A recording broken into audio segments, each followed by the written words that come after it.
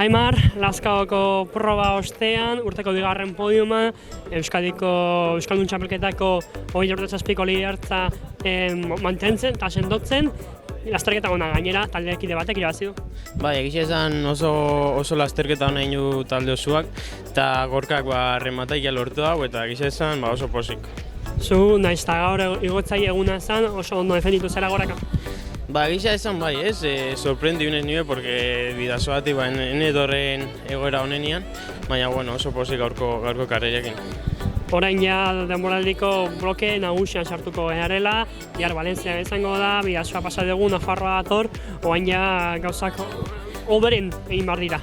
Bai, Espainiako txapelketak arte bloke importantiena dagoen, eta aber aprobetxe egin duen. Sorte hon, esker. Eskerrik asko zuei.